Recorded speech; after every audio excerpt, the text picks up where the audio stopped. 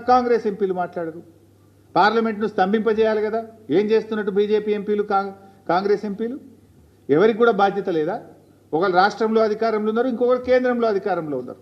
కేంద్రంలో అధికారంలో ఉన్న వాళ్ళు చట్టాన్ని ఉల్లంఘించి పక్క రాష్ట్రం నీళ్లు తీసుకుపోయే ప్రయత్నం చేస్తుంటే కేంద్రంలో ఆ చట్టాన్ని అమలు చేయాల్సినటువంటి వాళ్ళు ఆపే ప్రయత్నం చేయరు.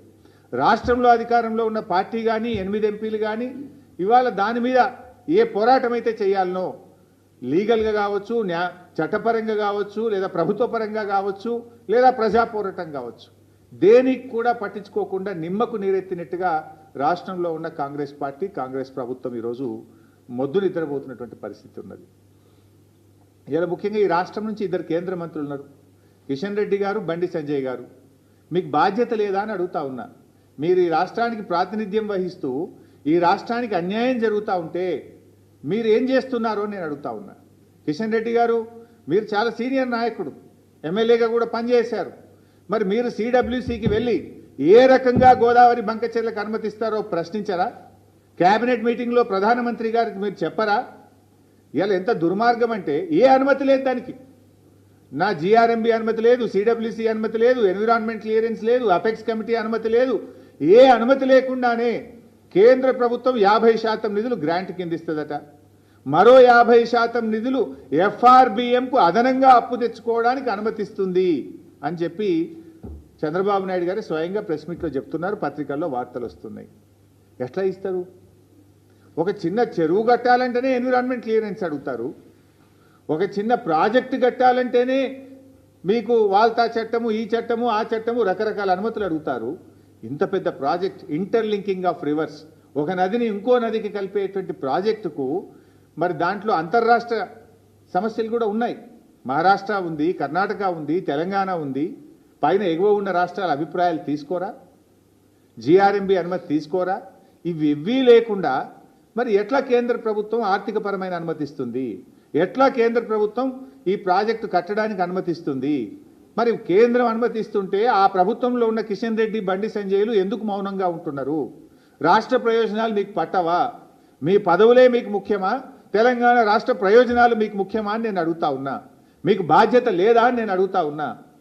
అడగండి, ప్రశ్నించండి, మన రాష్ట్ర ప్రయోజనాలు కాపాడండి. అవసరమైతే కిషన్ రెడ్డి గారు ఆల్ పార్టీ డెలిగేషన్ లీడ్ చేయండి, మేమందరం వస్తాం ప్రధానమంత్రి గారి దగ్గరికి. ఈ రాష్ట్రం నుంచి కేంద్ర కేబినెట్ మంత్రిగా ఉన్న కిషన్ రెడ్డి గారు అన్ని పార్టీలను తీసుకుపోయి తెలంగాణ ప్రయోజనాలు కాపాడవలసిన బాధ్యత మీ మీద ఉన్నది. పదవిలో ఉండడం ముఖ్యం కాదు, ప్రజల ప్రయోజనాలు ముఖ్యం. ప్రజల యొక్క, ఈ రాష్ట్రం యొక్క ప్రయోజనాలు మీరు కాపాడలేకపోతే ఆ పదవిలో ఉండే అర్హత కూడా మీకు లేదు అని చెప్పి నేను మనవి చేస్తా ఉన్నా. ఎట్లా ఇస్తారు నిధులు? ఎట్లా ఇస్తారు? అసలు ఆ ప్రాజెక్టుకు జీరో పర్మిషన్స్. నైదర్ సిడబ్ల్యూసి, నార్ జిఆర్ఎంబి, నార్ ఎన్విరాన్మెంట్ క్లియరెన్స్, నార్ ఇంటర్స్టేట్ అగ్రిమెంట్, నథింగ్. ఇక దానికి ఏ రకంగా ఇస్తారు అని నేను అడుగుతా ఉన్నా. ఇంకా ఉల్టా బాధ కలిగే అంశం ఏంటంటే, తెలంగాణ ప్రభుత్వం అన్ని అనుమతులతో మనం కాళేశ్వరం ప్రాజెక్టును త్వరితగతిన పూర్తి చేయాలి, తెలంగాణ ప్రజల రైతుల దాహార్తిని తీర్చాలని చెప్పి మనము కేంద్ర ప్రభుత్వ సంస్థల నుంచి అప్పు తెచ్చుకున్నాం. ఇది ప్రైవేట్ బ్యాంకులు కాదు. రేవంత్ రెడ్డి లెక్క 170 కోట్ల బ్రోకర్ ఫీజు లంచం ఇచ్చి భూములు కుదబెట్టి షేర్ మార్కెట్లో తేలే. మేము కేంద్ర ప్రభుత్వ సంస్థ ఆర్ఈసి, పిఎఫ్సి దగ్గర మనం అప్పు తెచ్చినాం. తెస్తే ఇదే కేంద్ర ప్రభుత్వం ఇది ఎఫ్ఆర్బిఎం కంటే అదనంగా ఉన్నది అని రికవరీ పెట్టింది మన మీద. రికవరీ పెట్టింది కేంద్ర ప్రభుత్వం.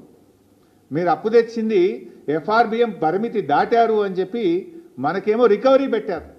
కానీ ఇప్పుడు ఆంధ్రప్రదేశ్కి ఏమంటున్నారు?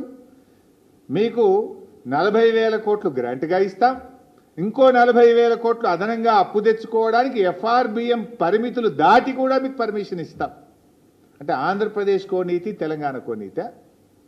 ఏం మేము భారతదేశంలో భాగంగా కాదా? మరి భారతదేశ అభివృద్ధిలో తెలంగాణ భాగస్వామ్యం లేదా? ఎందుకు తెలంగాణ పట్ల బీజేపీకి ఇంత కక్ష అని నేను అడుగుతా ఉన్నా. ఎందుకు బీజేపీ తెలంగాణ మీద పగబట్టింది అని నేను అడుగుతా ఉన్నా. ఇవాళ మీరు పోలవరం జాతీయ ప్రాజెక్ట్ ఇచ్చారు ఆంధ్రప్రదేశ్కు, సంతోషం, వి వెల్కమ్. మాకేం జలసీ లేదు. మాకెందుకు జాతీయ ప్రాజెక్ట్ ఇవ్వరు? మా పాలమూరు ఎత్తిపోతల పథకానికి ఎందుకు ఇవ్వరు? మా కాళేశ్వరంకి ఎందుకు ఇవ్వరు? మా సీతారామ ప్రాజెక్టుకి ఎందుకు ఇవ్వరు? ఆంధ్రప్రదేశ్కి ఆల్రెడీ పోలవరం జాతీయ ప్రాజెక్టు ఇచ్చారు. ఇప్పుడు రెండవది గోదావరి బండ్కచెర్లకు కూడా 80,000 కోట్ల రూపాయలు ఇస్తామంటున్నారు. దానికి 80,000 ఇస్తారు, పోలవరంకు 80,000 కోట్లు, దాదాపు 80,000 దాటుతుంది పోలవరం కూడా.